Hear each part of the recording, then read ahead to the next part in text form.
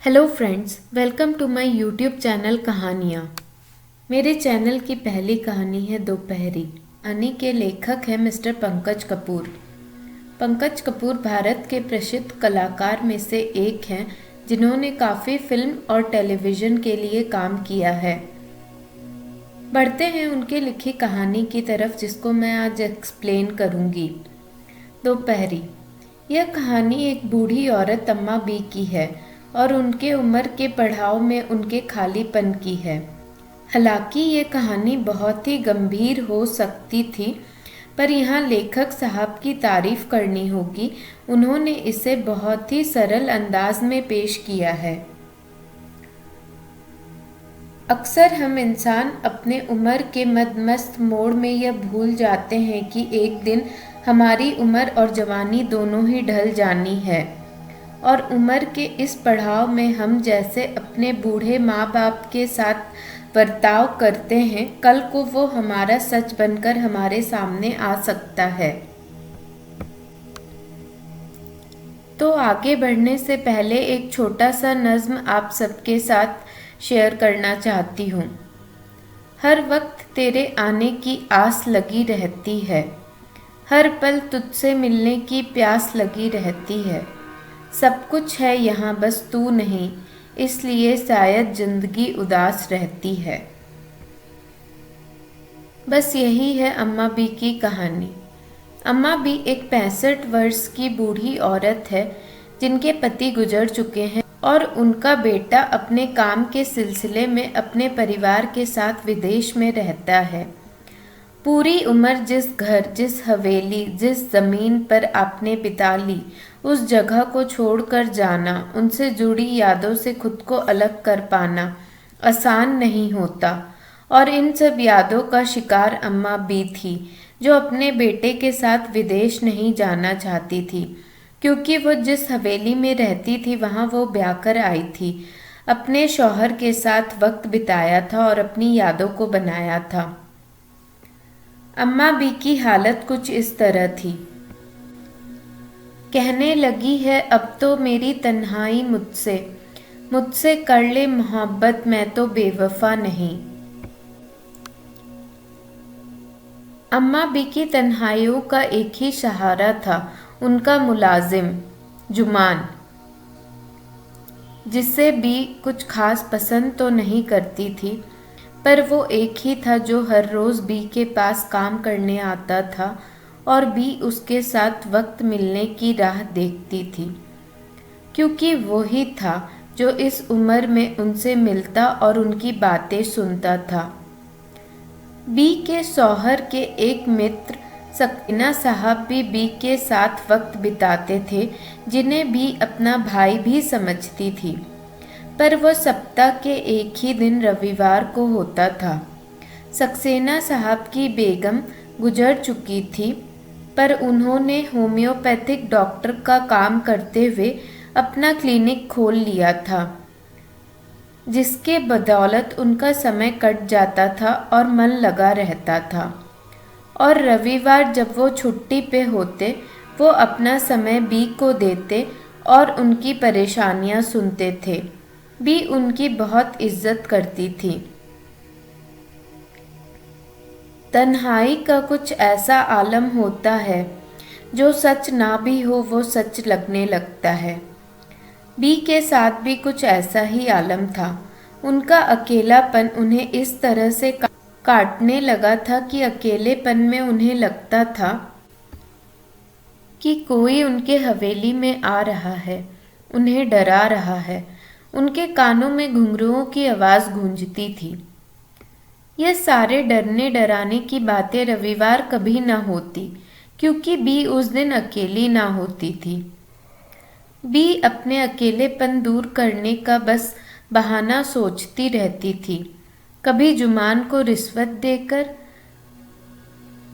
ज़्यादा वक्त रहने कहती थी, तो कभी अकेले अपने पुरानी यादों में खो जाती, अपने बेटे, अपने शौहर के साथ बिताए वक्त को याद करने लग जाती।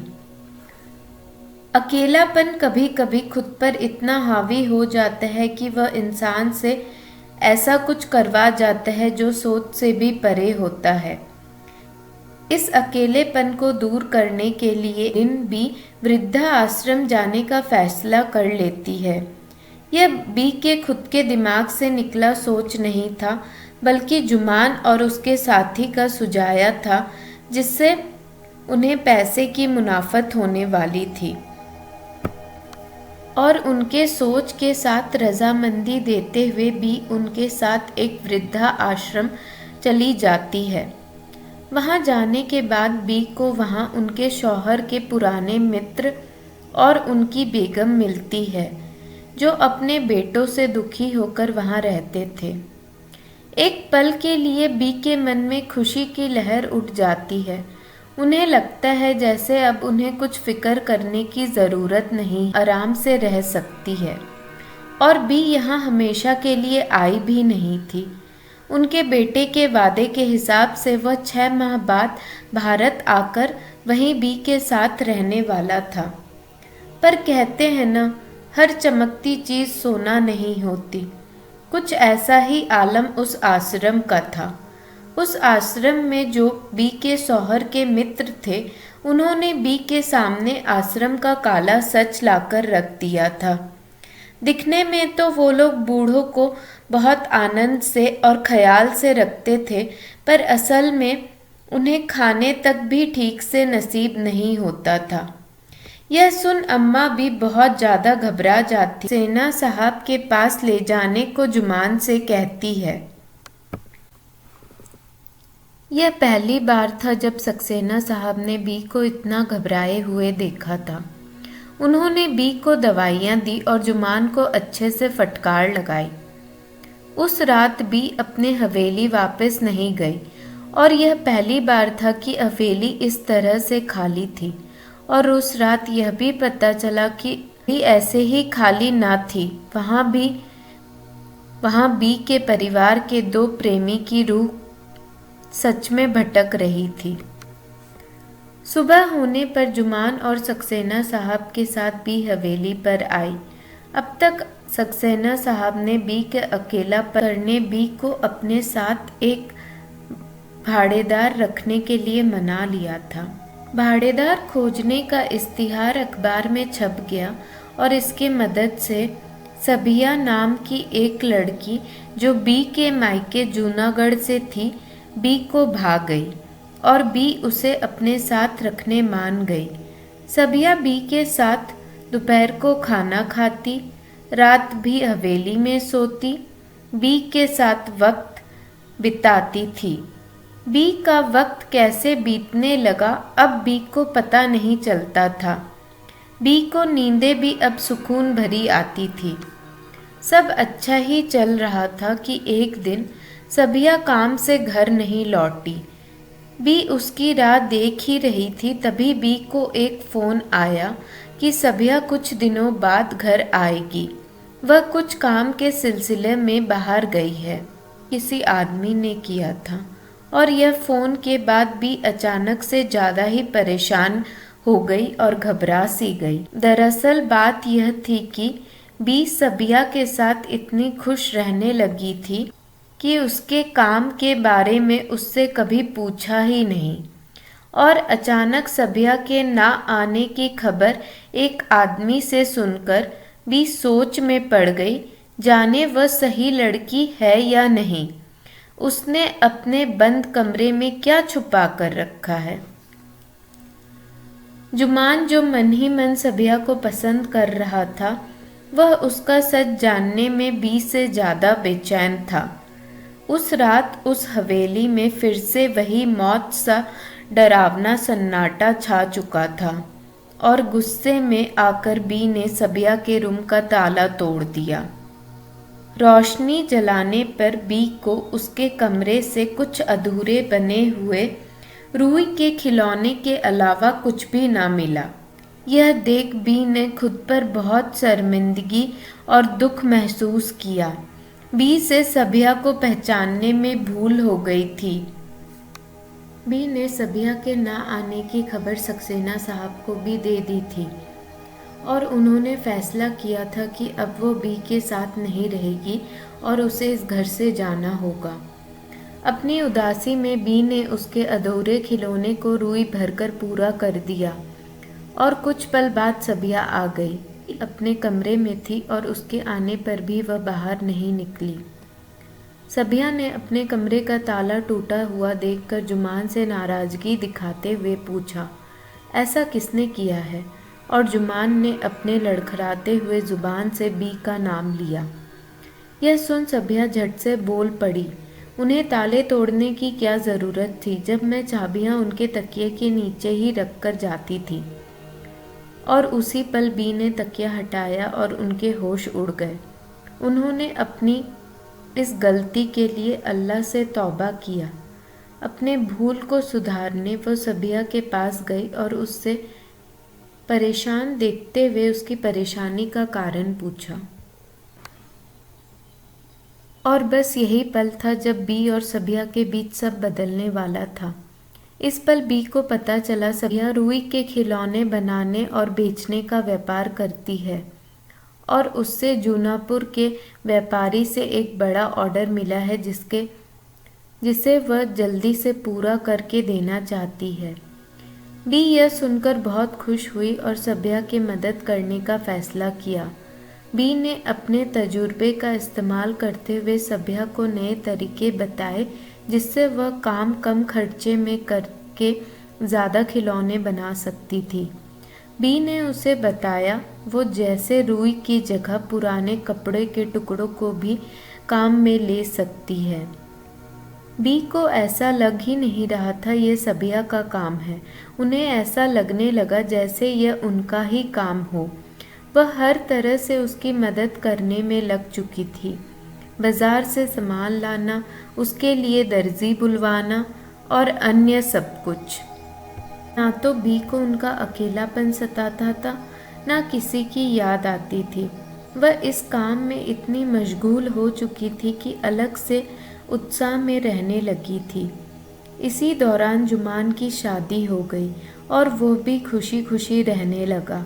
अब जुमान और उसकी बेगम दोनों ही बी के हवेली में खिलौने बनाने का काम में बी और सबिया की मदद करते थे। और एक दिन वो घड़ी आ गई जब सबिया का ऑर्डर अच्छे से बन के व्यापारी के पास चला गया।